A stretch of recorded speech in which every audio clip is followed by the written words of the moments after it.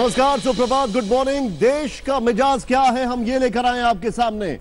पिछले 5 सालों में बहुत बातें हो गई, जिसको जो बात करनी थी उसने कर ली, जिसको जो कहना था कह लिया, तमाम इंटरव्यूज आए, लेकिन अब देश क्या सोचता है ये जानने की बात है। वक्त आ गया है ये जानने का कि आखिर देश के जो जनता है वो क्या कह रही है। इसीलिए आज तक आपके सामने लेकर आया है देश का मिजाज। आपको बताने की कोशिश करेगा कि आखिर देश की जनता, देश की आवाम, देश के लोग किसको सराखों पर रख रहे हैं और किसको गिरा रहे हैं। हम आपको बता दें, आप कहीं मत जाइए, क्योंकि यह भी हम आपको बताएंगे कि यूपी से किसको दिल्ली भेजा जाएगा 10:30 बजे। लेकिन अभी देश का जो सर्वे है एक्सक्लूसिवली हम आज तक पर आपको दिखाने वाले हैं। हमारे साथ तमाम मेहमान हैं, अलग अलग पॉलिटिकल पार्टीज के लोग जुड़ रहे हैं, हमारे साथ खास मेहमान मौजूद हैं। और इसके अलावा आपको बताना चाहेंगे, हम देश के कोने कोने में भी जाएंगे। लेकिन सबसे पहले ये बड़ी खबर सिर्फ आज तक पर कि आखिर देश क्या सोचता है, ये शानदार सर्वे आपके सामने।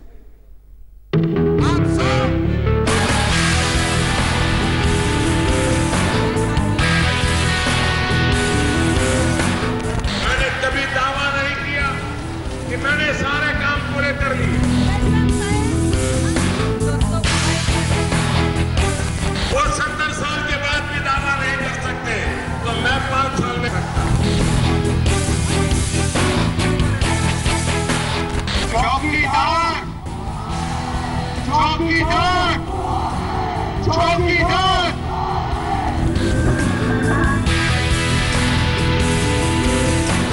प्रधानमंत्री बाबू, मैंने एक्सपायरी बाबू।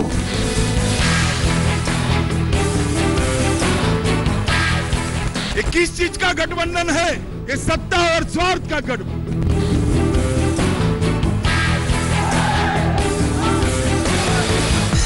उन्होंने लोकतंत्र को नष्ट करने के लिए, संविधान को नष्ट करने के लिए और संस्थाओं को नष्ट करने के लिए पूरी योजना बनाई है।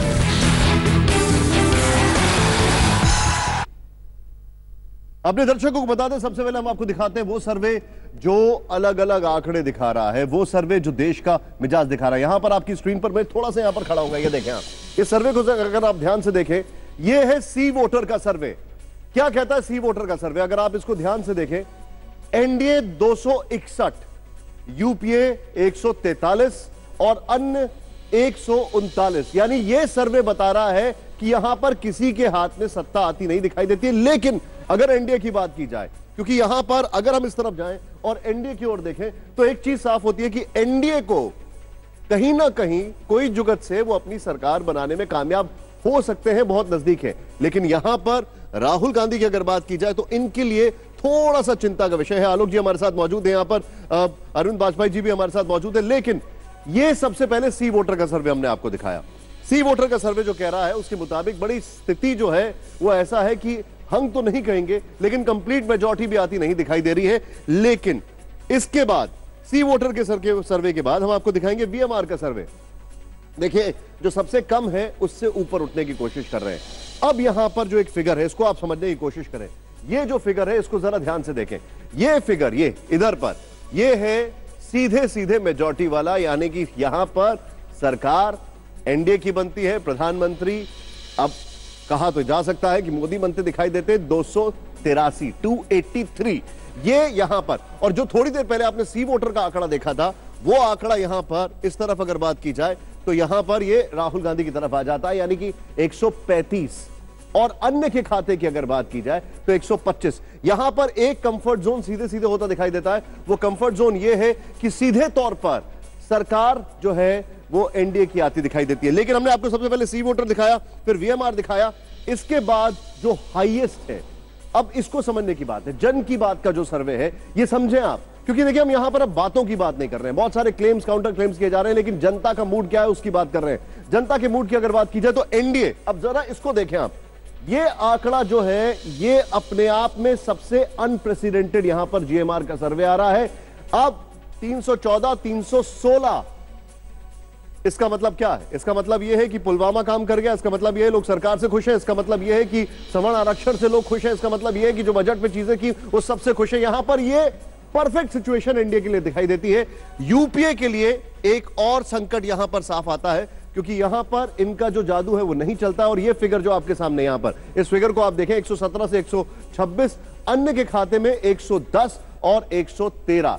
सीधे तौर पर अगर इन सर्वेस की बात की जाए तो सबसे ज्यादा जो आंकड़े मिलते हैं वो जन की बात में 314 से 316, और यहां पर सी वोटर ने सबसे कम 261 दिए हैं। वीएमआर की अगर बात की जाए तो 283। लेकिन इन सभी सर्वेस को अगर पहले की सर्वेस की तुलना की जाए तो एक चीज साफ है कि यहां पर साफ होता दिखाई दे रहा है अब कि सरकार जो है वो एनडीए की दिखाई देती है। अब आपको ये सारी चीजें हम बता रहे हैं। अब इन सब चीजों के बाद अब सबसे बड़ा सवाल यह है कि आखिर ये सर्वेज आए कैसे, आखिर ये आंकड़े आए कैसे। आइए मैं आपको एलईडी पे थोड़ा समझाने की कोशिश करता हूं, कुछ फैक्ट्स एंड फिगर्स यहां पर बताने की कोशिश करता हूं। जरा देखें आप इसको। ये जो देश का मिजाज की हम आपको बात कर रहे हैं, अब इसको आप समझें, इसको जानने की कोशिश करें। देश का मिजाज है और ये यूपीए को किसको कितनी सीटें, सी वोटर का जो सर्वे है यहां पर ये देखें आप। यूपी में अगर हम बात की जाए तो किसको कितनी सीटें हैं? एनडीए को 28, यूपीए को 4 और एसपी बीएसपी को 48। ये जो सिचुएशन है, ये सिचुएशन एक ऐसी सिचुएशन है जिसकी ज्यादातर लोग उम्मीद कर रहे हैं जब ये महागठबंधन का अलायंस हुआ है। और ये सर्वे सी वोटर का है, हम यूपी की बात कर रहे हैं, एनडीए को 28।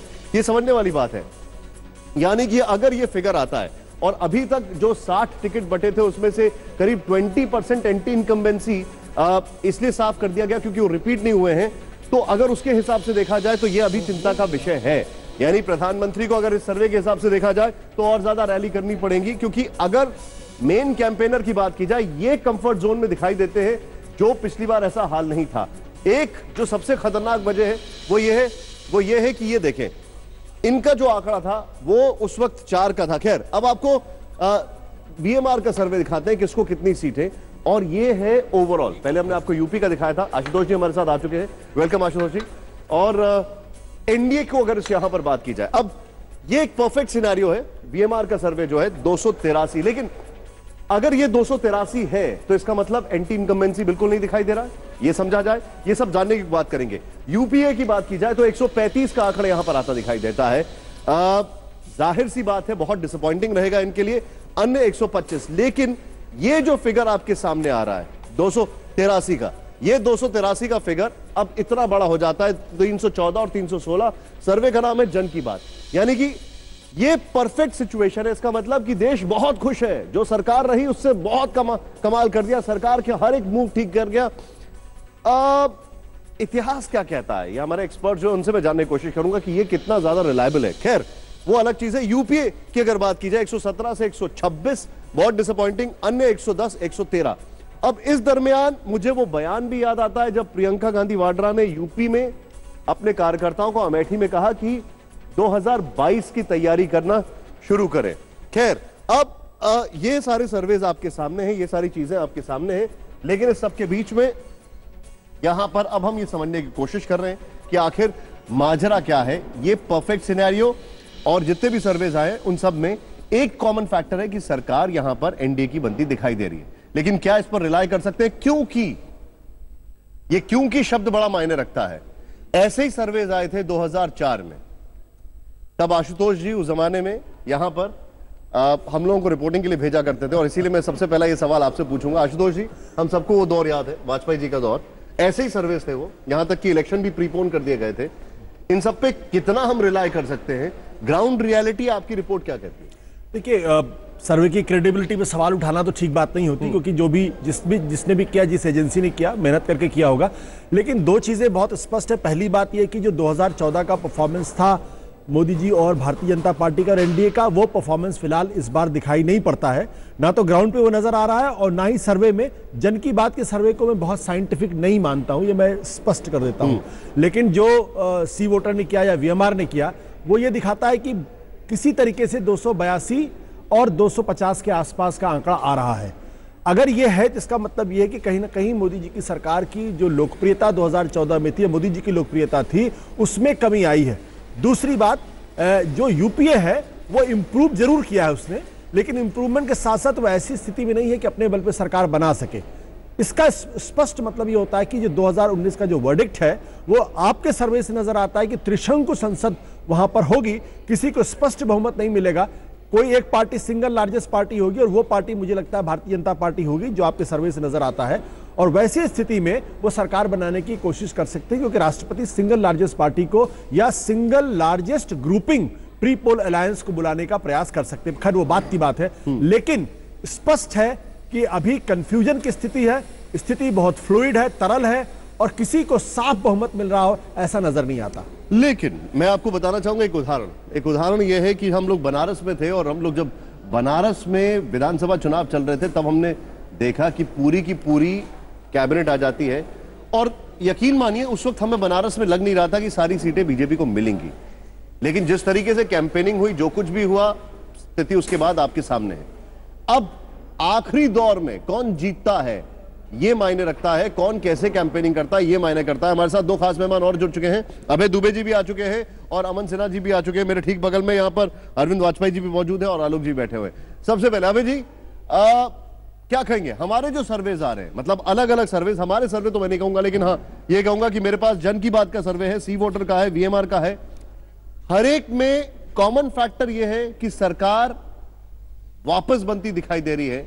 कॉमन फैक्टर यह है कि कांग्रेस जो है वो जो मार्जिन है उसका बहुत ज्यादा है जो जीतने वाले और उसके बीच में। कॉमन फैक्टर यह है कि कांग्रेस को मेजॉरिटी नहीं मिलती दिखाई दे रही है। आपकी टिप्पणी इस पर?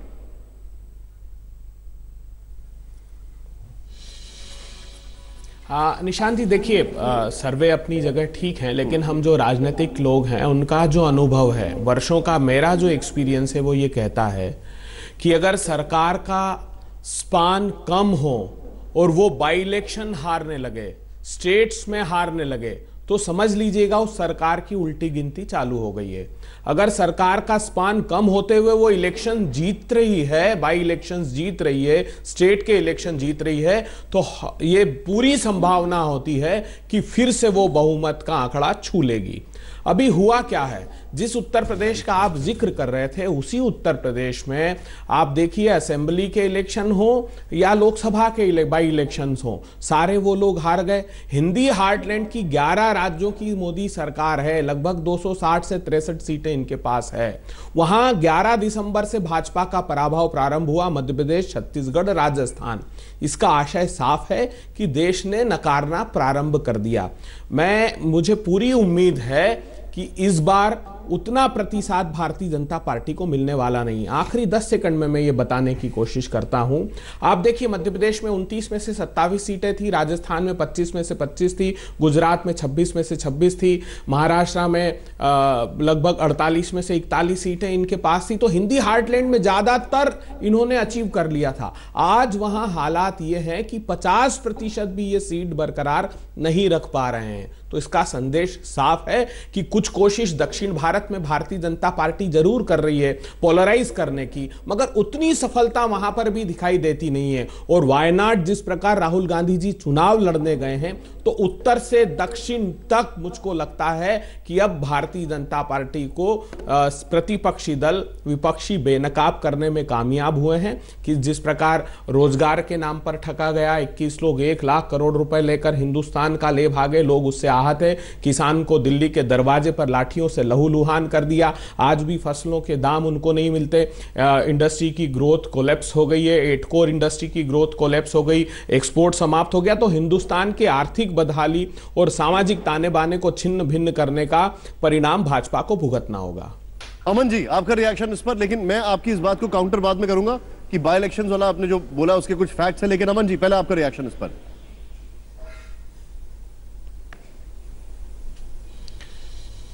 निशांत जी, देश का मिजाज बिल्कुल स्पष्ट है और देश का मिजाज ये है कि प्रधानमंत्री नरेंद्र मोदी जी को दोबारा देश की बागडोर देनी है और दोबारा उनको प्रधानमंत्री बनाना है, और चुनाव के परिणाम आएंगे तो सबको स्पष्ट हो जाएगा। हमारे कांग्रेस के मित्र इलेक्ट्रोल एविडेंस की बात कर रहे थे, चलिए मैं उसी को ले लेता हूं। मैं तो किसी भी पैमाने पे बहस करने को तैयार हूं। आप इलेक्ट्रोल एविडेंस अगर देखें निशांत जी, 2014 में जब प्रधानमंत्री नरेंद्र मोदी जी के नेतृत्व में भारतीय जनता पार्टी की सरकार बनी उस समय 4 प्रदेशों में हमारी सरकारें थी, आज 15 प्रदेशों में हमारी सरकारें हैं। कांग्रेस की स्थिति उस समय से इनके पास आधे स्टेट्स रह गए हैं। तो आज सबसे ज्यादा अगर आप देखें विधायक या इलेक्टेड रिप्रेजेंटेटिव्स किस पार्टी के हैं तो 2014 से कहीं ज्यादा हमारे रिप्रेजेंटेटिव्स बढ़ चुके हैं। तो ये तो इलेक्टोरल एविडेंस की बात रही। जितने सर्वेज आ रहे हैं सभी में यूनानिमसली दिखाता है कि प्रधानमंत्री नरेंद्र मोदी जी की क्या लोकप्रियता है। लोकप्रियता 2014 से कई पैरामीटर्स में यूनानिमसली अनइक्विवोकली सभी सर्वेज में और ज्यादा बढ़ी हुई लोकप्रियता दिख रही है। यह अपने आप में अनपैरेलल्ड अप्रत्याशित है कि 5 साल के टर्म कंप्लीट करने के बाद भी प्रधानमंत्री नरेंद्र मोदी जी की लोकप्रियता बढ़ रही है। भारत के इतिहास में तो ऐसा कभी नहीं हुआ और आपको इंटरनेशनली भी वर्ल्ड कंटेम्पररी पॉलिटिक्स में भी इस तरह का पैरेलल देखने को नहीं मिलेगा।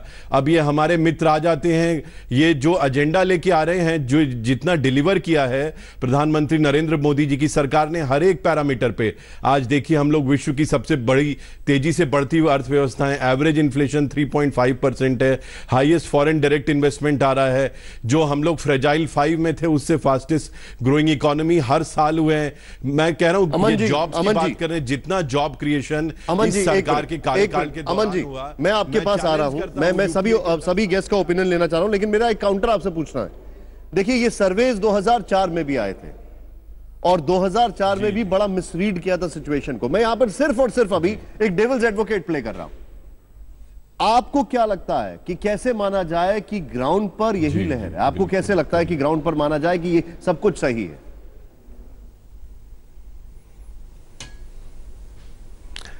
निशान जी, जैसा मैंने बताया अभी तो मैं जो हार्ड इलेक्ट्रोल एविडेंस जो रिजल्ट्स आए हैं 2014 के बाद के, उससे मैं आपको गिना रहा हूं कि जहां भारतीय जनता पार्टी की 4 से 5 प्रदेशों में सरकारें थी, आज 15 प्रदेशों में हो गई हैं। क्या इससे बड़ा इलेक्ट्रोल एविडेंस होगा कि हमारे इलेक्टेड रिप्रेजेंटेटिव्स पंचायत से लेके पार्लियामेंट तक सर आप 3 राज्यों में चुनाव हारे भी हैं, उसको भी इग्नोर नहीं कर सकते। और आप देख लीजिए जितने भी सर्वेज हैं। जी निशान जी, आप अभी जो 3 बड़े राज्य हैं उनमें चुनाव हारे भी हैं, क्या उसको इग्नोर कर दें? अपना सवाल दोहरा देंगे, आवाज कट गई। हम कहां इग्नोर कर रहे हैं, मैं तो उनको लेके चल रहा हूं निशान जी। और उसके बाद मैं कह रहा हूं, नहीं तो हमारी 4 से आपको ध्यान होगा 19 प्रदेशों में भी सरकारें हो गई थी। पर उन प्रदेशों में भी निशान जी इतने समय की इनकम्बेंसी रही और वहां पे कई प्रदेशों में तो हमारा मत प्रतिशत भी ज्यादा रहा। चाहे मध्य प्रदेश और राजस्थान के बारे में लोग क्या कहते थे, वहां पे भी इतना क्लोज कंटेस्ट था। और ये सारी देश की जनता जानती है, आप सभी लोग जो प्रबुद्ध जन बैठे हैं स्टूडियो में, आलोक जी हैं, सभी लोग जानते हैं कि ये देश के प्रधानमंत्री का चुनाव है और लोकसभा का देश के प्रधानमंत्री का चुनाव होगा तो लोगों का भरोसा और विश्वास भारत के प्रधानमंत्री नरेंद्र मोदी जी में होगा। और जब चुनाव होगा तो वोट के जरिए वो अपना भरोसा और विश्वास प्रधानमंत्री नरेंद्र मोदी जी में पूरी तरह से करेंगे। Point noted. हाँ,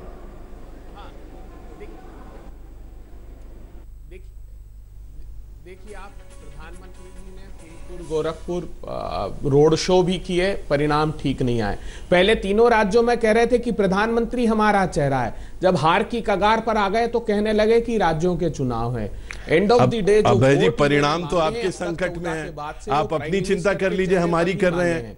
और ये संकेत है आप अमेठी से चुनाव की सीट जो है रिफ्यूज लेने के लिए, शरण लेने के लिए राहुल गांधी जी वायनाड चले गए। जीत कर बताए हमने तीनों राज्य, ये सारे आपकी बिगड़ी हुई, आप अपनी चिंता करिए पहले, हमारी चिंता करने के लिए। मैं एक मिनट सर, मैं हार्ड फैक्ट्स की अगर बात करूं तो इस देश का इतिहास अपने आप में कहता है कि बाय इलेक्शंस हारने वाली पार्टी ऐसा नहीं है कि सरकार नहीं बनाती, उस पर मैं बाद में आऊंगा। लेकिन हां, मूड क्या कह रहा है, और आप कहीं मत जाइए क्योंकि हम आपको यूपी का हाल भी दिखाने वाले हैं। फिलहाल वक्त एक छोटे से ब्रेक का।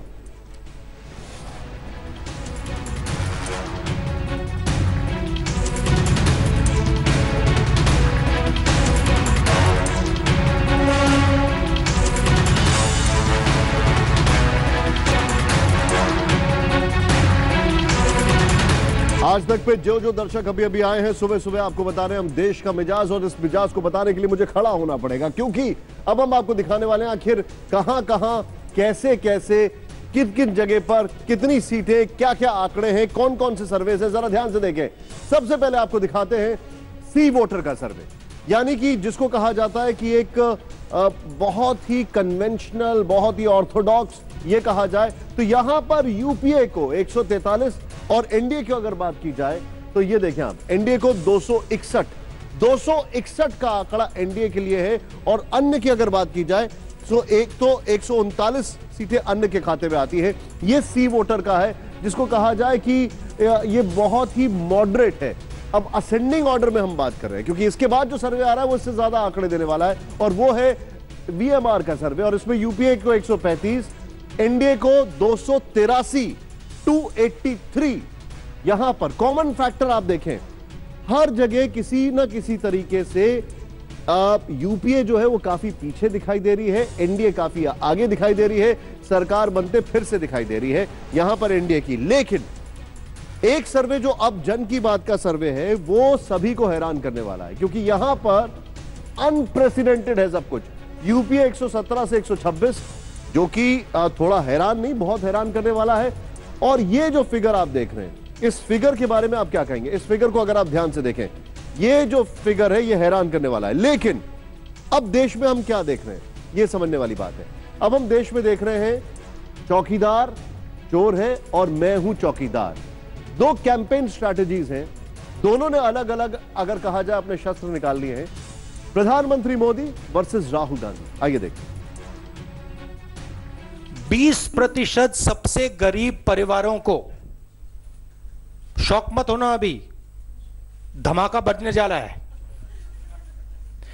20% सबसे गरीब परिवारों को हर साल 72,000 रुपए देने जा रही है।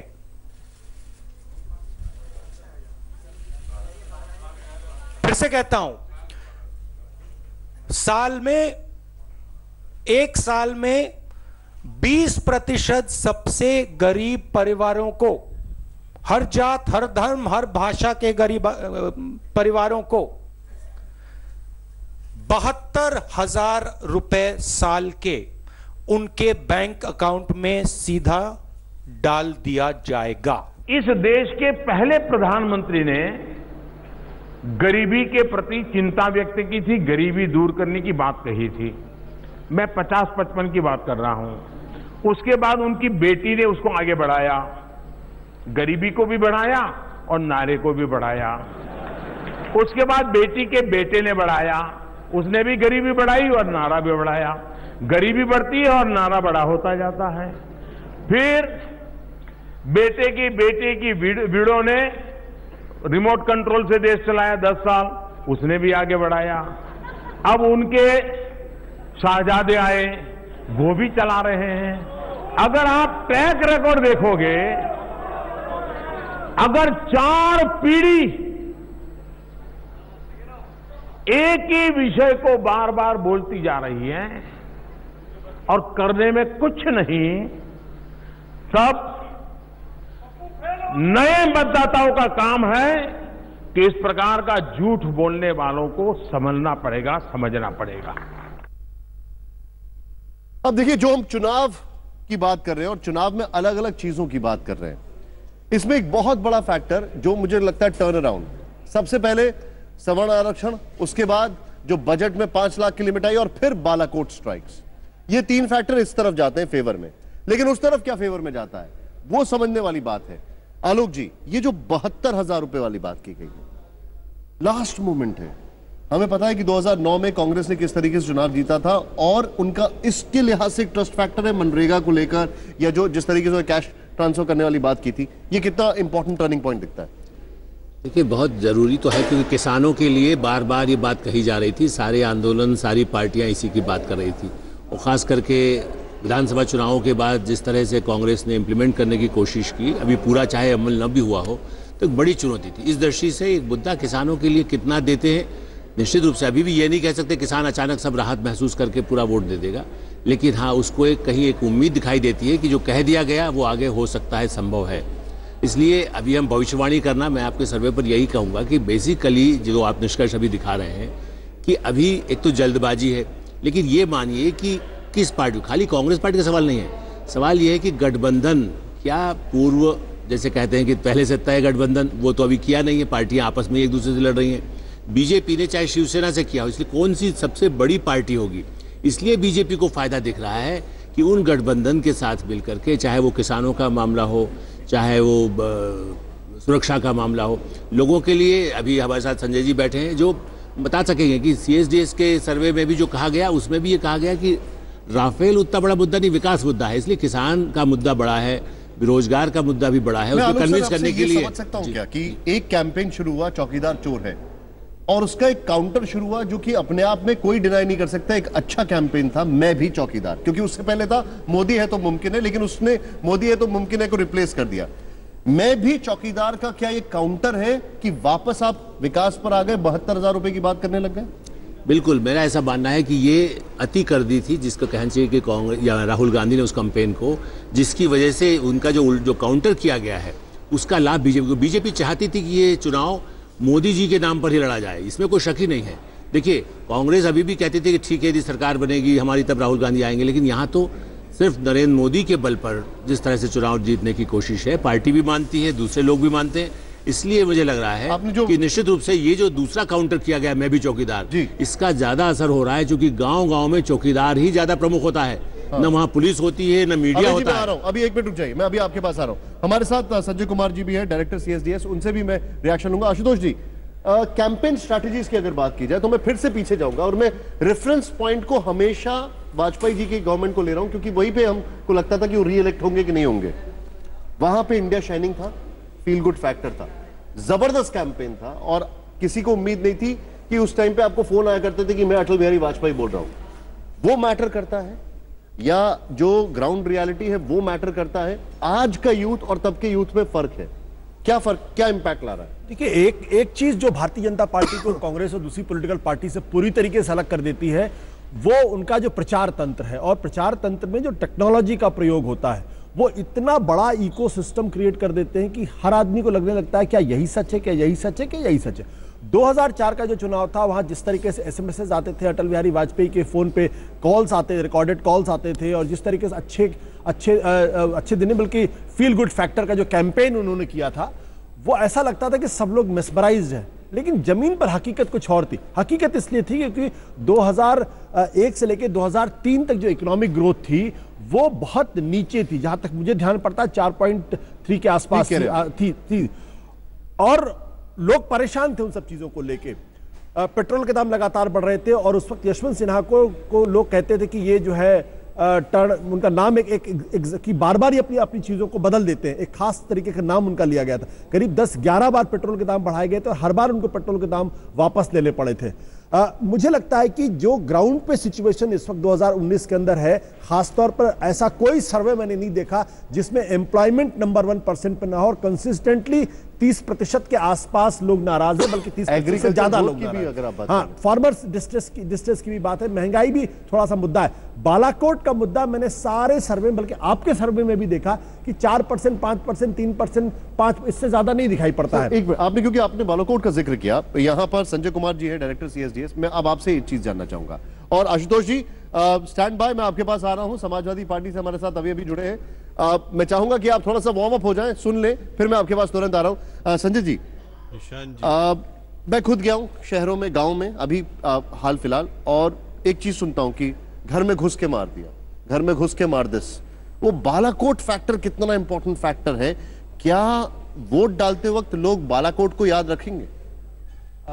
देखिए, बालाकोट पर वोट नहीं पड़ेगा, बालाकोट को याद नहीं रखेंगे, लेकिन ये जो बालाकोट है उसको जिस तरह से पेश किया जा रहा है देश की जनता के सामने, वो ये बालाकोट नहीं कह रहे हैं देश, इस समय देश को सुरक्षित रखने के लिए एक मजबूत नेता की जरूरत है। इस समय जरूरत है कि देश मजबूत होकर उभर करके सामने आए, और ये सब के सिनोनिम के रूप में प्रधानमंत्री नरेंद्र मोदी का नाम पेश किया जा रहा है। कहा जा रहा है कि इस समय देश की आवश्यकता है कि एक मजबूत नेता प्रधानमंत्री बने, और उसी कंटेक्स्ट में बालाकोट को एक तरह से बताया जाता है, पेश किया जाता है। तो बालाकोट ऐसा सच नहीं कह रहे हैं लोग कि बालाकोट में मेरा वोट पड़ेगा, लेकिन कुल मिला के ये सारे जो संकेत हैं, आपने एक बहुत अच्छा पॉइंट दिया, और ये मेरा बेसिकली मैं आशुतोष जी से पूछूंगा।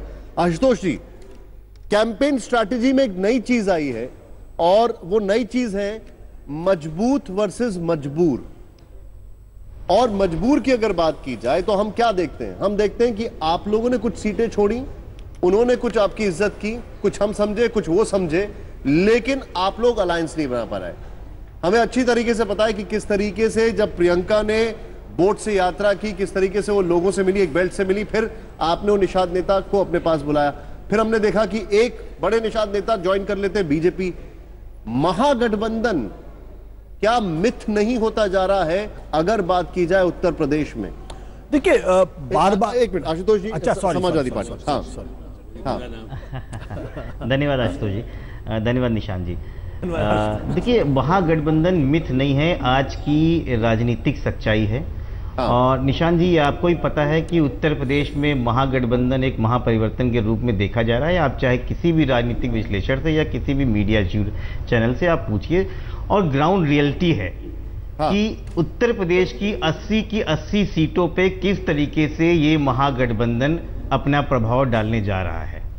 रही बात निषाद पार्टी की, आप ये मानिए कि जिस समय गोरखपुर का उपचुनाव हुआ था, अपने सवाल को थोड़ा सा और फाइन ट्यून करता हूं। वो एक एग्जाम्पल था निषाद पार्टी का।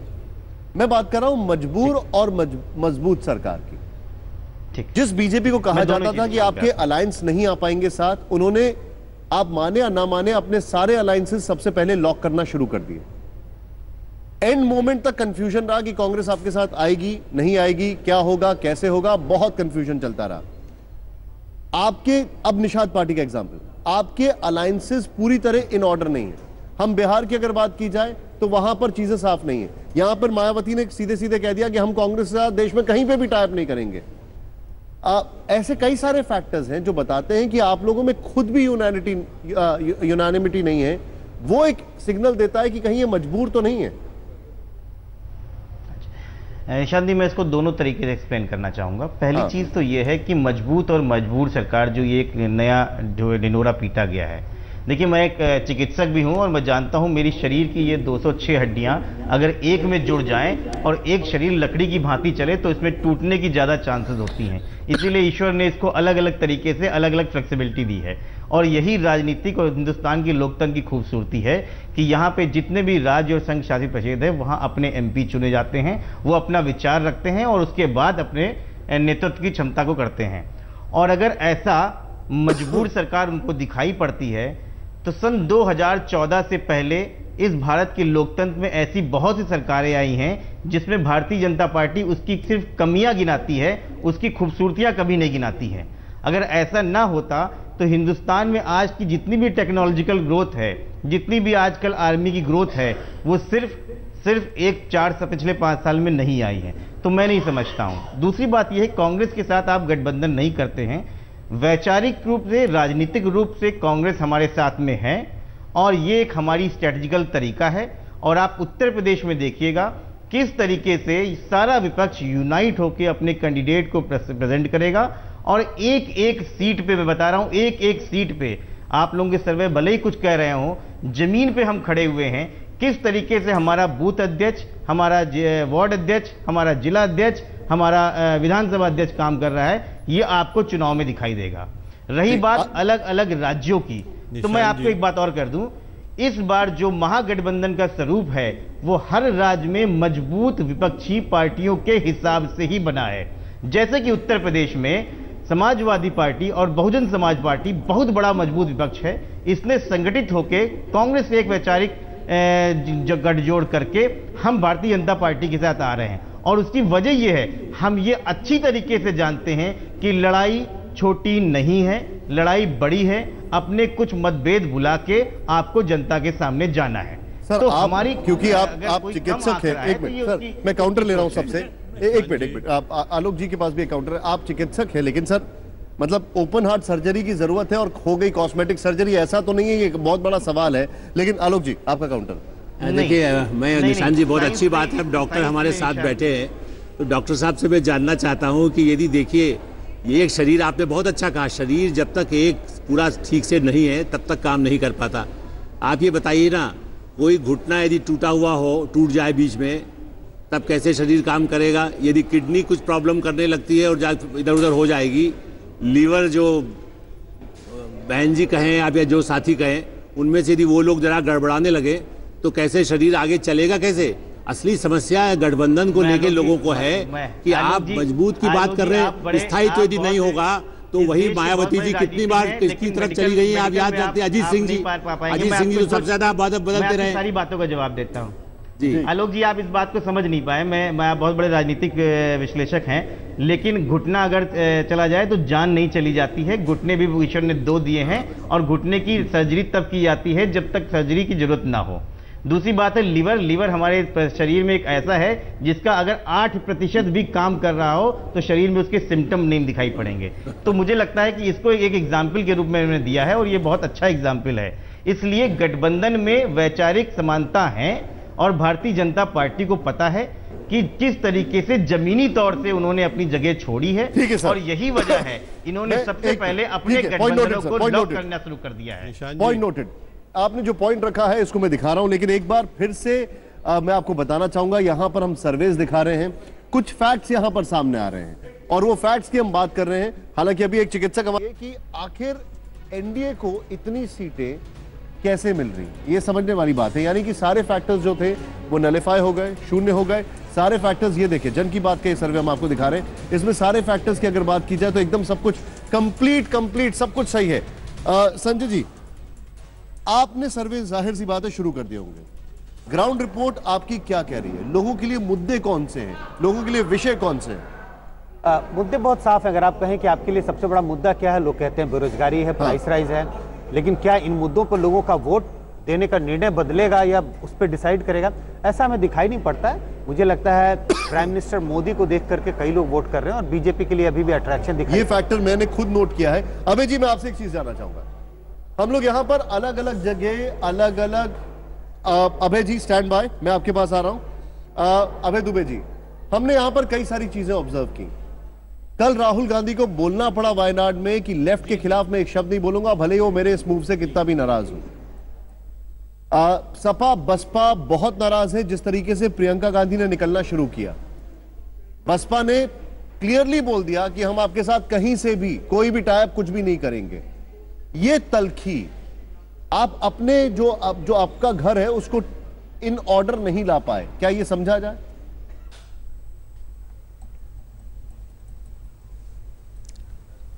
देखिए निशान जी, एक बात समझने की आवश्यकता है, ऐसी ही तलखियां विधानसभा चुनाव के दौरान भी आपने देखी होगी। हम छत्तीसगढ़, मध्य प्रदेश, राजस्थान में चाहते हुए भी गठबंधन में साथ नहीं आ पाए, मगर हुआ क्या, परिणाम आने के बाद हम लोग, मध्य प्रदेश एक राज्य ऐसा है कम से कम जहां तीनों लोग साथ हैं और सरकार चला रहे हैं। एक बड़ी बात मैं आपके सम्मुख यहां रखना चाहता हूं, आपने कहा मजबूत सरकार।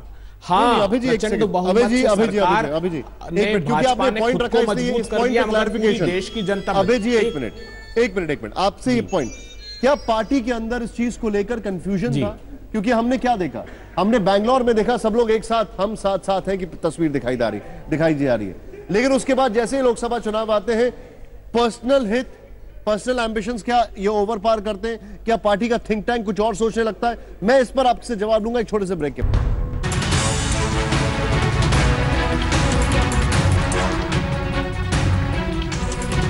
नमस्कार, स्वागत है आपका। हम बता रहे हैं आज तक पर देश का मिजाज क्या है, देश का मूड, माहौल क्या है। अलग अलग सर्वे से पता लगता है माहौल क्या है, क्योंकि बयान, इंटरव्यूज बहुत हो गए।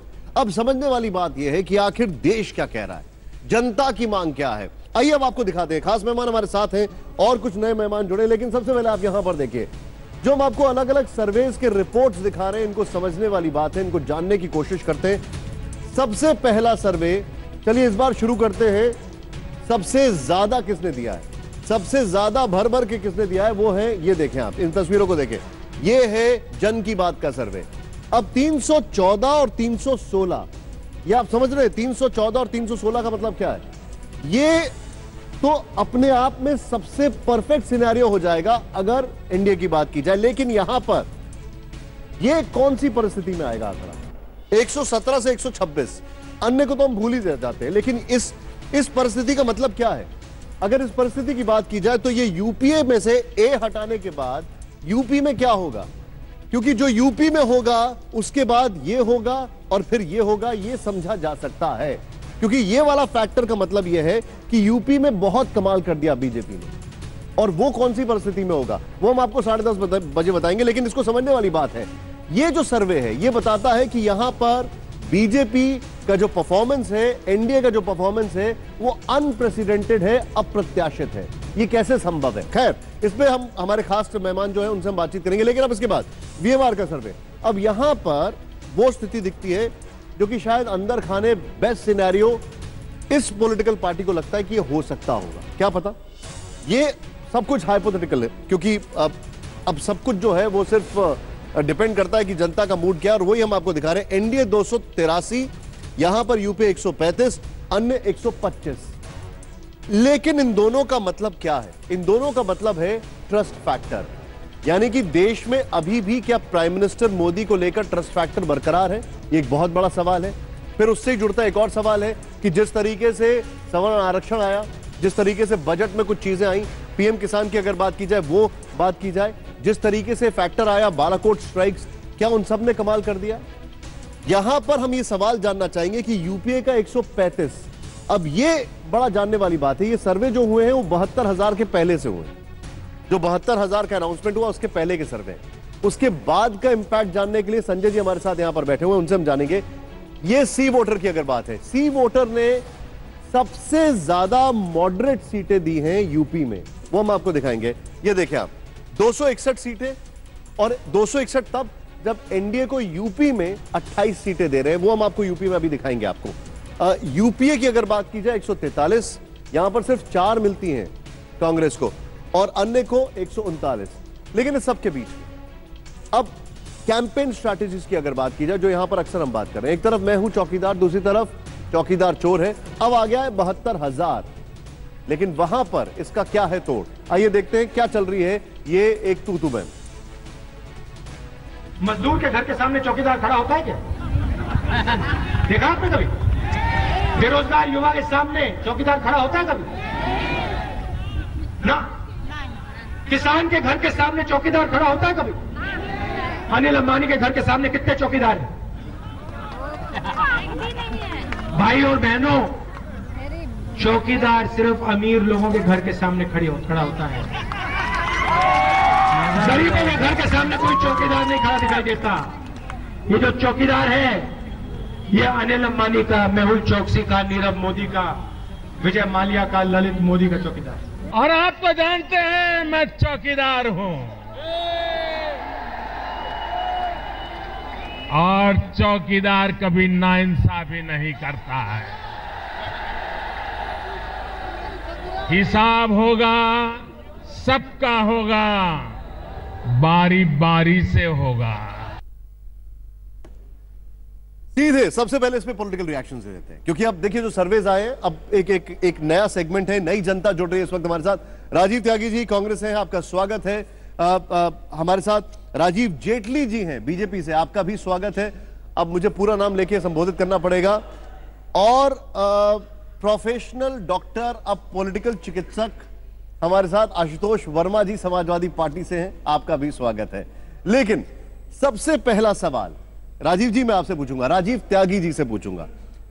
राजीव त्यागी जी, अभी तक के जो सर्वे हमने दिखाए हैं उसमें जो गैप है कांग्रेस और बीजेपी, एनडीए वर्सेस यूपीए, वो गैप बहुत दिखाई दे रहा है। ग्राउंड रियलिटी आप लोग से बेहतर कोई नहीं जानता है, लेकिन इससे यह प्रतीत होता है कि जो फैक्टर्स थे बीजेपी के फेवर में जाते दिखाई दे रहे हैं, चाहे वो बालाकोट हो, चाहे वो सवर्ण आरक्षण हो, चाहे वो पीएम किसान योजना हो, या फिर वो जो बजट में 5 लाख वाली चीज हो। आपकी टिप्पणी इस पर?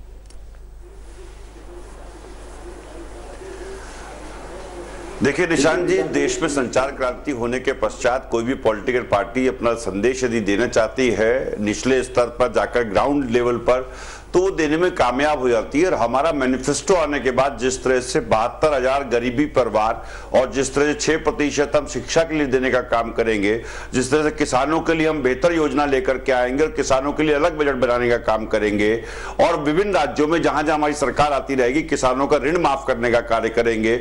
नौजवानों को 2020 मार्च तक 24 लाख नौकरियां देने का वादा कांग्रेस ने किया है। तो ये सब चीजें मिलाकर के निश्चित रूप से भारतीय जनता पार्टी के अगेंस्ट कांग्रेस पार्टी को एक बढ़त मिलने का काम होगा मैनिफेस्टो आने के बाद। और मैं मानता हूं कि वर्ष 2009 में जो हमारी 206 सीट आई थी, उस आंकड़े को, यूपीए की बात नहीं कर रहा हूं, सिर्फ कांग्रेस पार्टी की बात कर रहा हूं, कांग्रेस पार्टी 206 सीट के आंकड़े को आप सरपास करने का काम करेगी, उससे आगे निकलने का काम करेगी 2019 में। उसके जो कारण मैंने बताए, देखिए भारतीय जनता पार्टी के जो सरकार है, केंद्र सरकारें हो या राज्य सरकारें, उनकी विफलताओं के अनेक स्मारक बन चुके हैं। जैसे देखिए कि नोटबंदी पे भारतीय जनता पार्टी अब कोई बात नहीं करती है, मेहुल चौकसी पे भारतीय जनता पार्टी बिल्कुल बात नहीं करना चाहती है, राफेल डील पे भारतीय जनता पार्टी बिल्कुल बात नहीं करना चाहती है, ना ही भारतीय जनता पार्टी किसी और अचीवमेंट पे बात करना चाहती है, और जीएसटी पे तो बिल्कुल ही बात नहीं करना चाहती है। तो सरकार से लोग ये जानना चाहते हैं कितनी नौकरियां सरकार ने दी हैं, कितना किसानों का ऋण माफ किया। याद करिए 2013 में प्रधानमंत्री मोदी ने कहा था कि भाइयों बहनों 10 दिन के भीतर बैठ करके किसानों का ऋण माफ करने का काम करूंगा, लेकिन उद्योगपति मित्रों का ऋण माफ राजीव जी एक करने का सेकंड, राजीव त्यागी जी एक मिनट, राजीव जी आपने पॉइंट रखा है, मैं इस पॉइंट को आगे लेके जाऊंगा। हम लोग थोड़ा सा भाषण में नहीं जाएंगे, हालांकि आपने मेहुल चौकसी का नाम लिया, नीरव मोदी का नहीं लिया, नीरव मोदी अभी जेल में है। खैर, राजीव जेटली जी, 72,000 रुपए नौकरी की जो बात की गई है कि करीब 20 महीने में 22 लाख नौकरी, और मनरेगा का जो दायरा बनाया गया है, क्या आपको नहीं लगता है कि कांग्रेस ने ये जो चीजें की हैं, ये एक टर्निंग पॉइंट है, एक गेम चेंजर है? क्या आपको ऐसा नहीं लगता है कि यहां पर मैनिफेस्टो की ही बात की जाए तो उन्होंने कहीं ना कहीं आपके नीचे से वो जो एक डेवलपमेंट प्लान था वो निकाल दिया अपने मैनिफेस्टो के प्रॉमिस के आधार पर? निशांत जी, अगर ये राजनीतिक पार्टी नई पार्टी होती तो मुझे लगता है ये मैनिफेस्टो ऐसा लगता है, दो तरीके का मैनिफेस्टो लगता है। एक जिसमें थोड़ा थोड़ा सा फीलिंग आती है कि झूठे वायदे किए जा रहे हैं, या हो सकता है एक होप दी जा रही है। लेकिन एक मैनिफेस्टो का दूसरा पार्ट भी था जिसमें ऐसे लगता कि ये मैनिफेस्टो कहीं ना कहीं देश का विभाजन और आतंकवादियों को समृद्ध करने के लिए बनाया गया है। अब पहली बात देखिए इनकी, अभी राजीव त्यागी जी ने क्या बोला। सर एक सेकंड, सर एक मिनट, मैं आपसे थोड़ा सा बड़ा विनम्र अनुरोध है मेरा आपसे। देखिए हम उस चीज को छोड़ देते हैं जो देश को विभाजित वाली बात कर रहे हैं, क्योंकि हम उसको छोड़ देते हैं। मैं अगर डेवलपमेंट की बात की जाए, क्योंकि आप लोग डेवलपमेंट के प्लान पर आए थे, मनरेगा के अंदर अगर किसी गांव की आबादी 250 है तो उसको लेके आना, क्या ये एक अच्छा मूव नहीं होगा? क्या ये इम्प्रैक्टिकल है? एक मिनट सर, मनरेगा के अंदर क्या लाइब्रेरी बनाना, हेल्थ केयर बनाना, क्या ये लेके आना, क्या ये एक डेवलपमेंट की चीज नहीं है? क्या ये बीजेपी के लिए सीखने की चीज नहीं है? क्या ये आपको इम्प्रैक्टिकल दिखता है? जो अच्छी चीज है उसको तो मानना ही पड़ेगा। देखिए आपका वो प्रैंक है, आप अफस्पा वगैरह जिस पे बोलना चाहते हैं, ठीक है, वो अलग है, लेकिन मैं बात कर रहा हूं सीखने की, मैं बात कर रहा हूं जो उनके पॉलिटिकल प्रॉमिस है डेवलपमेंट को लेकर। देखिए सबसे पहली बात, मैं अपनी बात पूरी नहीं कर पाया था, आना तो मुझे वही था जहां आप इस प्रश्न को घुमा रहे हैं। मैं यही बात बोल रहा था कि आएंगे जाएंगे, होगा, करेंगे, करेगा। अरे कोई राजनीतिक नई पार्टी नहीं है, ये तो 70 सालों से यही वायदे करती हुई आई है। पहली बार देखिए इनके मैनिफेस्टो में, शायद मैंने भी पूरी तरह से नहीं पढ़ा है, बहुत गौर से नहीं पढ़ा है, लेकिन जितना पढ़ा है उसके अंदर बिजली नजर नहीं आ रही है। 70 सालों के अंदर पहली बार मैनिफेस्टो के अंदर से बिजली गायब हुई है इनके। और बिजली किसने गायब करी है? भारतीय जनता पार्टी, देश के प्रधानमंत्री ने। पहली बार इनके मैनिफेस्टो में एमएसपी की बात नहीं की जा रही है, किसने गायब किया? देश के प्रधानमंत्री ने। पहली बार इनके मैनिफेस्टो के अंदर आप ये देखिए कि बहुत सारे मुद्दे ऐसे हैं जो 70 साल से डालते आए, लेकिन आज भी अगर ये 70 साल के बाद भी कहते हैं आएंगे, करेंगे, खाएंगे, जाएंगे, पिएंगे। अरे भाई गे से तो तंग आ गई है भारत की जनता। बहुत सुन लिया उन्होंने, गरीबी हटाएंगे, 1971 में भी नारा दिया गरीबी हटाएंगे, फिर अब गरीबी की बात। पता नहीं गरीबी के साथ ऐसा कौन सा इनका प्यार और रिलेशन है कि अगर गरीबी हट गई तो इनकी तो राजनीतिक सर्वाइवल नहीं होगा। संपदा में मिली है, इंदिरा जी दे के गई थी राजीव जी को, राजीव जी ने दिया सोनिया जी को, सोनिया जी ने दिया राहुल जी को। अगर राहुल जी ने गरीबी हटा दी तो प्रियंका जी के बच्चे क्या करेंगे उसके बाद? एक ही तो नारा है जिसके सहारे चलते हुए आ रहे हैं। हम तो कहते हैं गरीबी नहीं, सक्षम बनाना है देश को। 5 लाख रुपए का जो हम बीमा दे रहे हैं गरीबों को। अच्छा देखिए, एक मिनट, आपने जो पॉइंट रखा मैं इसको आगे लेके जाऊंगा। देखिए इसमें कोई डिनाई नहीं है कि बिजली, सड़क और डिफेंस में आपने बहुत काम किया है। राजीव त्यागी जी, बहुत संक्षेप में आपका रिएक्शन, क्योंकि उसके बाद मैं यहाँ पर आशुतोष वर्मा जी पर जाऊंगा। राजीव जी, ये मैनिफेस्टो बनाते बनाते आपको इतने साल लग गए, ये मैनिफेस्टो बनाते बनाते आपको एक मोदी की जरूरत पड़ गई। बीजेपी का ये क्लेम है कि आपको भी उस प्लैंक पर आना पड़ा जो प्लैंक शायद आपकी आंखों से अनदेखा था। अगर ये मैनिफेस्टो आपको बनाने की जरूरत पड़ी है तो इसका मतलब यह है कि इतने सालों तक आपने बहुत कुछ नहीं किया है। आपका रिएक्शन? देखिए, सन 47 में यदि 213 रुपए प्रति व्यक्ति आय हुआ करती थी, आज बढ़कर के 1,12,000 रुपए हो गई है प्रति व्यक्ति आय। अन्य बहुत सारे आंकड़े मैं दे सकता हूं, आपकी मृत्यु दर पे दे सकता हूं, आपके क्या नाम उसका, अन्य गरीबी के मामले में अगर आप देखेंगे तो 78% लोग, प्लीज मैं बीच में नहीं बोला था, निशान जी बीच में बोलना अलाउ क्या? 78% लोग बाग यदि सन 47 में गरीबी की रेखा से नीचे थे तो आज करीब करीब 20 से 22% लोग गरीबी की रेखा से नीचे हैं और करीब करीब 25 करोड़ लोगों के लिए जो हम न्याय योजना लेकर के आए हैं और उसमें भी महिला का सशक्तिकरण करने का कार्य करेंगे। महिला यदि सशक्त है तो निश्चित रूप से वो परिवार, वो समाज और वो देश आगे बढ़ता है जिसमें महिलाएं सशक्त हैं। 72,000 रुपए प्रत्येक साल हम महिलाओं के अकाउंट में डालने का काम करेंगे जिससे महिला बेहतर जीवन व्यतीत करेंगी।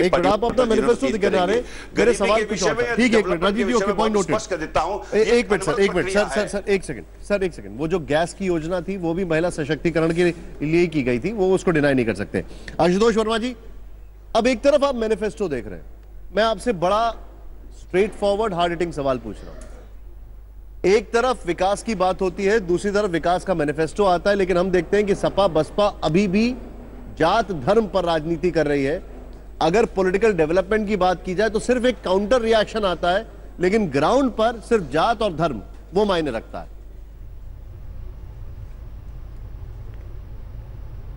निशान जी, देखिए पहले तो बहुत धन्यवाद कि आज आप मुद्दों पे बात कर रहे हैं और आज कोई ऐसा चैनल है जो मुद्दों की बात कर रहा है।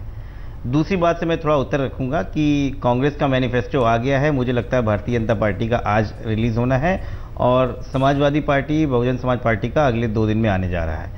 तो ये कहना सिर्फ हम जात और धर्म की बात कर रहे हैं, निशान जी, जिस तरीके से पिछले 5 साल माननीय अखिलेश यादव जी की सरकार उत्तर प्रदेश में रही है और अगर आप खुद भी उत्तर प्रदेश आए हैं तो आपने उत्तर प्रदेश का डेवलपमेंट किस तरीके से हुआ है, उसमें कोई जाति विशेष में, कोई धर्म विशेष पे डिफरेंसेस नहीं किए गए हैं।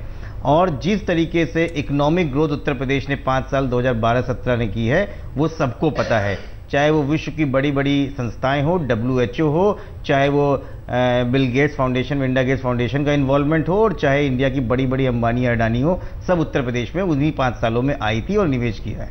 तो ये कहना कि सिर्फ जात और जात पात की राजनीति उत्तर प्रदेश में समाजवादी पार्टी या बहुजन समाजवादी पार्टी करती है वो गलत है।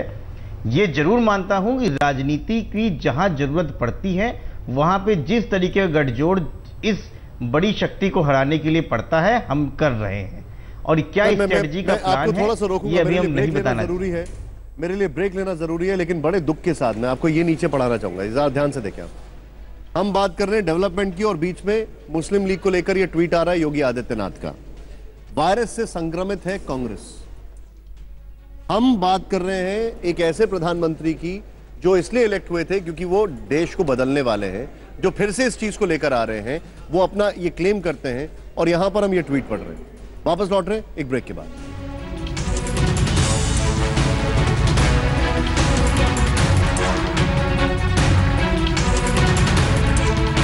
इस वक्त की बड़ी खबर आपको बता दें, ब्रेक से पहले ब्रेकिंग, मुस्लिम लीग का एक वायरस है योगी आदित्यनाथ का ये ट्वीट, इससे जो संक्रमित हुआ वो बच नहीं सकता, योगी आदित्यनाथ ने यह कहा है। मुस्लिम लीग के बहाने योगी का कांग्रेस पर हमला, यानी सीधे सीधे योगी आदित्यनाथ का यह कहने का मतलब क्या है? योगी आदित्यनाथ कौन? जो गोरखपुर पीठ के हैं। योगी आदित्यनाथ कौन? जो हिंदुत्व को लेकर एक पोस्टर बॉय हैं। योगी आदित्यनाथ कांग्रेस के सॉफ्ट हिंदुत्व को एक्सपोज करने के लिए जाहिर सी बात है इस ट्वीट का सहारा ले रहे हैं।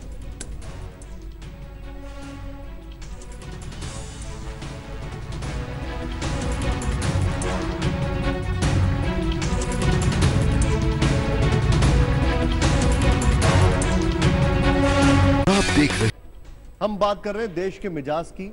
मैं यहां पर एक बार फिर से खड़े होकर आपको की ग्राफिक्स दिखाना चाहूंगा, लेकिन क्योंकि ये बहुत जरूरी हो जाता है, मैं आपको की ग्राफिक्स से ये बताना चाह रहा हूं, ये कोशिश कर रहा हूं आपको दिखाने की कि आखिर देश का मिजाज क्या कह रहा है।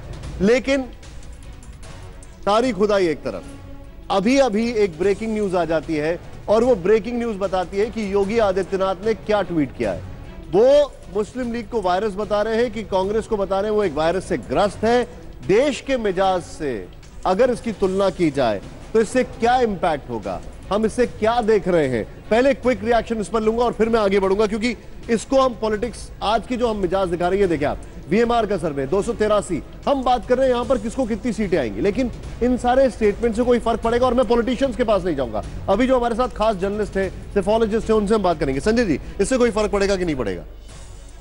जैसे मैंने कहा कि इस तरह के मुद्दे बार बार इसी के लिए किए जाते हैं, लेकिन मुद्दों का बहुत लिमिटेड फर्क है, क्योंकि आज देश की राजनीति में लोगों ने पहले से। मैं आपसे डायरेक्ट क्वेश्चन पूछा, योगी आदित्यनाथ का मुस्लिम लीग को निशाना बनाना, कांग्रेस को यह दिखाना कि ये अभी भी उन्हीं के साथ है, इससे फर्क पड़ेगा यूपी की राजनीति में कि नहीं? इससे इतना ही फर्क पड़ेगा कि जिन लोगों ने बीजेपी को वोट देने का मन बनाया हुआ है, वो एक बार फिर से अपना मन एक तरह से बिल्कुल जैसे टाइटन करेंगे, मजबूत करेंगे, और उनके वोट खिसकने नहीं, उनके वोट खिसकेंगे नहीं। क्या कांग्रेस जो एक जैसे अयोध्या चली जाती है प्रियंका, राहुल गांधी भी कई मंदिर जाते हैं, क्या कांग्रेस का जो एक सॉफ्ट हिंदुत्व का प्लैंक है, उसको एक्सपोज करने की जो कोशिश है, क्या ये उल्टी नहीं पड़ेगी बीजेपी को? देखिए, कुछ हद तक कोशिश ये ठीक है कि जो बहुत ज्यादा कट्टरपंथी हैं वो मान सकते हैं मुस्लिम लीग का इतिहास पर जाएं, पाकिस्तान के समय में क्या हुआ, लेकिन मुझे लगता है कि इस तरह की कोशिश, यही मेरा कहना है कि आज के युवक पर फर्क नहीं पड़ता। और दूसरा ये कह करके आप डाइवर्ट, केरल में कितना असर योगी आदित्यनाथ का होगा, ये आप आश्चर्य की बात ये है। केरल में जो कुछ भी कहिए, हिंदू विचारधारा वाले लोग हैं, बड़े अच्छे, वहां पर हर समुदाय के लोग हैं, लेकिन सवाल ये कहना कि उसका योगी आदित्यनाथ उस तरह के, उसके लिए उत्तर भारत में उसका असर होगा, बल्कि उत्तर भारत में दूसरा एक वर्ग को बड़ा उससे नुकसान होगा, जो बीजेपी के लिए खास करके घातक हो रहा है। पहले ही बीजेपी को योगी आदित्यनाथ नीचे डुबा चुके हैं, कोई सर्वे नहीं दिखा रहा है कि बीजेपी वहां कोई 50 सीट ला पाएगी, और योगी आदित्यनाथ इसको कहकर 30 से नीचे ले जाने की कोशिश कर रहे हैं। आशुतोष, एक तरफ, एक सेकंड, मैं आपसे एक बड़ा डायरेक्ट सवाल पूछ रहा हूं, और ये सवाल मेरा इसलिए है क्योंकि हम बीजेपी वर्सेस कांग्रेस और इस एजेंडा की बात कर रहे हैं। बीजेपी किसका सिंबल है? बीजेपी, विकास तो बाद में छोड़िए, लेकिन बीजेपी 3 चीजों का सिंबल है। पहला मंदिर, दूसरा गौ, और तीसरा गायत्री, संस्कारों की जो बात करते हैं। मंदिर, गौ, गायत्री, अगर उसका बीजेपी सिंबल है तो उनको परेशान होने की जरूरत क्या है? मुस्लिम लीग से ये सब करने की जरूरत क्या है? देखिए, चुनाव पे कितना असर पड़ता है, नहीं असर पड़ता है, कौन प्रभावित होता है, मेरे लिए वो महत्वपूर्ण है। मेरे लिए महत्वपूर्ण यह है कि क्या हिंदुस्तान इतना बड़ा मुल्क है और वहां पे क्या हिंदू मुसलमान करके ही आप चुनाव लड़ सकते हैं, जीत सकते हैं? क्या भारतीय समाज को बांटने का काम आप लगातार करते रहेंगे, एक समाज के खिलाफ लगातार नफरत पैदा करने का काम करेंगे? ये मेरे लिए दूसरी बात एक और निशान, छोटी सी बात है कि मेरे ख्याल से इलेक्शन कमीशन इस वक्त पूरी तरीके से रबर स्टैंप बन चुका है, अन्यथा इस तरीके के स्टेटमेंट देने वाले नेताओं के खिलाफ फौरन कार्रवाई होनी चाहिए। अभी तक प्रधानमंत्री मोदी के खिलाफ इलेक्शन कमीशन ने कोई नोटिस नहीं दिया, जब वायनाड में हो गए थे। और दूसरी तरफ एक किताब रिलीज होती चेन्नई के अंदर और वो किताब कन्फिस्केट कर ली जाती। मेरा कहना है कि चीफ इलेक्शन कमिश्नर कर क्या रहे हैं? अगर TN सेशन आज होते तो मुझे लगता है ऐसे नेताओं के खिलाफ फौरन कार्रवाई होती। और वो सब मैं इसको आगे लेके जाऊंगा, क्योंकि हम बात अभी यूपी पे फोकस करने की वजह ये थी, सबसे बड़ी बात यह थी कि आप कुछ ही क्षणों में हम आपको यूपी का मिजाज भी दिखाने वाले हैं। लेकिन समझने वाली बात है, अगर हम बात कर रहे हैं कि क्या देश को अभी भी विभाजित किया जा रहा है, तो दूसरा सवाल यह काउंटर खड़ा होता है कि क्या देश भी अभी वैसे सोचता है? कितने मुसलमान बीजेपी को तुरंत वोट देने के लिए तैयार है? देश में इसका क्या इंपैक्ट है, यह भी एक बहुत बड़ी बात है। लेकिन कहीं मत जाइए, क्योंकि यहां पर अब हम आपको दिखाने वाले हैं गेम चेंजर, उत्तर प्रदेश का सर्वे क्या कहता है, आपसे कुछ ही क्षणों में।